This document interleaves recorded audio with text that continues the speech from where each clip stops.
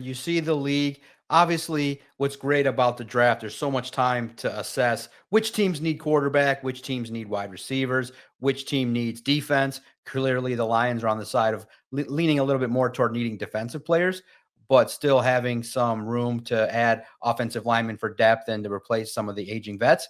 But which teams do you think, if a team at least inquires, wants to know, hey, the Detroit Lions have an opportunity to move on from a figure that is really popular. That's an asset. The reason why Jameson Williams is being brought up is not because he's a bad player or a bad person, is that we're looking at him as an asset. And in regards to the Lions, there are weaknesses in certain areas of the football team and in draft capital, which we'll talk about because there's speculation now. Some insiders have started to report some news that they're hearing, and we'll talk about that. But which teams do you think could come knocking for Jameson Williams? Well, I'll give you a really fun one. I think the Dallas Cowboys could potentially be in the market to make a move like this. Look, there's no secret. Jerry Jones wants to win. His hands are all over the organization from a roster management standpoint, things of that nature. And they have CD Lamb.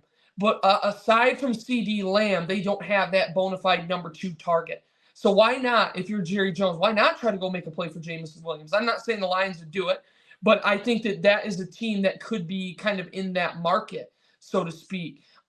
Dallas has some talent offensively, but they just paid a bunch of money to Dak Prescott, $60 million a year, I believe is that average annual value contract. And because of that, you need to find talented players who are able to contribute on short-term, rookie-style contracts. Jameson Williams has 2 more years left on his rookie deal if the Lions pick up that 5th-year option. He has this year, and then he has 1 more. And I know that the 5th-year option is not going to be cheap, but it's relatively affordable for what the value is of the position of wide receiver. So I think that if you're the Cowboys, that's a team that could look to make this type of move on draft night. I think if they are serious about it, they're either going to draft a wide receiver, like if Tet McMillan gets it to 12, then I think Dallas is in play there.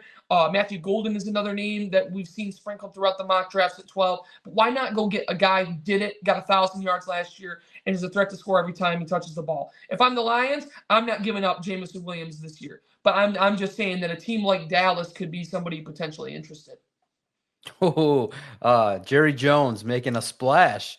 That's real interesting to see. And look, again, I find it like really challenging because, especially, I've kind of viewed it through the lens of your biggest investment is Jared Goff, and he's making north of $50 million, and you're taking a big, big weapon away. But you look at it and you say, well, potentially the Lions could replace Jameson Williams with Matthew Golden, but it's not a direct replacement based on Correct. their skill sets. But you could find a big bodied receiver like an Isaac Tesla down the road as well in the middle round. So there are avenues based on who's been brought in for meetings that you could say, well, maybe the Lions keep Jameson Williams this year and next, but the rub is that they don't end up giving him an extension and he ends up being around for the Lions in 2025 and 2026, but that's it. So it's going to be very fascinating to see how it plays out. Again, I would be shocked if the Lions end up trading Me too. Jameson Williams.